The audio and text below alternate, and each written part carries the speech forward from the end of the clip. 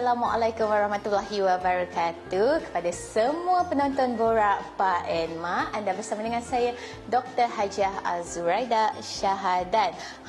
Bersempena dengan Hari Bapa tahun ni, pastinya lah kita ingin menghargai bapa-bapa di luar sana, dan pastinya bapa-bapa di luar sana ingin menjadi bapa contoh kepada anak-anak mereka. Tak kisahlah kalau kita ada seorang anak ke, 2 orang anak ke, atau 10 orang anak, pasti kita ingin menjadi role model yang terbaik kepada anak-anak kita. Jadi hari ni saya nak kongsikan khas untuk penonton Borak Pak and Mak, tips bagaimana kita mampu untuk menjadi bapa contoh kepada anak-anak kita.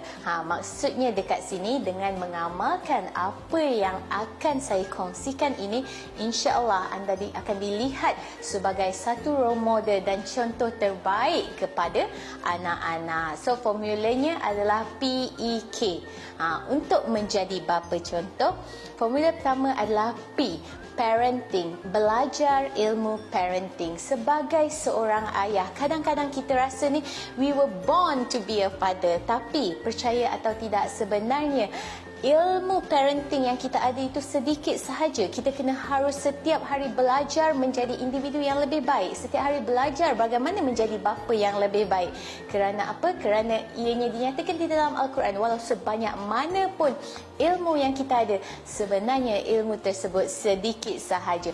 Jadi jangan serahkan tanggungjawab untuk belajar menjadi ibu bapa yang bagus itu hanya kepada ibu. Sebaliknya, sebagai seorang bapa, kita harus tahu bagaimana menjadi bapa contoh dengan mempelajari ilmu-ilmu parenting baru. Kerana setiap tahun terdapat perubahan dari segi gaya kepimpinan parenting ibu bapa. Jadi kita harus belajar. Itu yang pertama. Yang kedua adalah belajar dari aspek mengawal emosi. I-nya adalah emosi. Emosi yang dimaksudkan di sini, kadang-kadang sebagai seorang bapa kita tidak suka, bukan kita lah, anda tidak suka untuk menunjukkan emosi anda.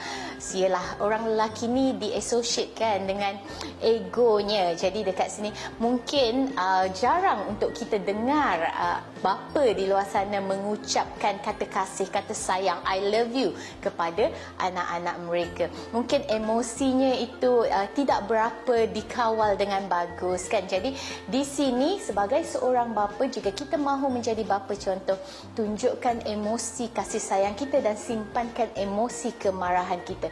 Kadang-kadang sebagai seorang bapa, kita memarahi isteri kita di hadapan anak-anak kita. Perkara ini sewajarnya tidak berlaku di hadapan anak-anak, kerana bapa harus tahu menyimpan emosi kemarahan tersebut.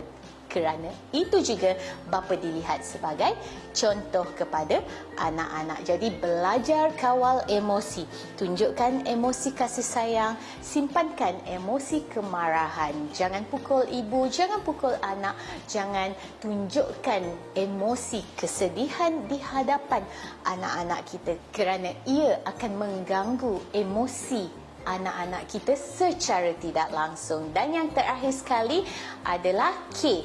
Untuk menjadi bapa contoh, belajar kawal kata-kata. Kata-kata ni penting. Sebab apa? Sebab kadang-kadang kan, sebagai seorang bapa kan, bila kita dah terlepas cakap, bila kita marah sangat, kita akan cakap sahaja kan. Selalunya kita kata golongan wanita ataupun ibu yang selalu cakap kan, main lepas. Tapi percaya atau tidak, ada juga golongan bapa yang tidak pandai menjaga kata-kata. Kata-kata paling simple, masakan ibu ni tak sedap.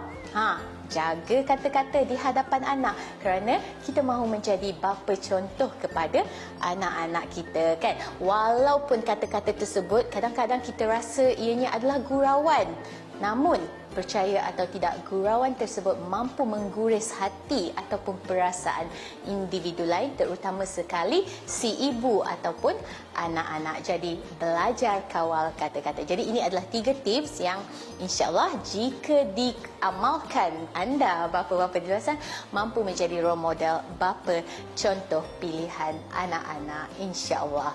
Belajar kawal emosi, belajar kawal kata-kata, belajar ilmu parenting. InsyaAllah semoga bermanfaat, dikongsi bersama. Jumpa lagi. Assalamualaikum.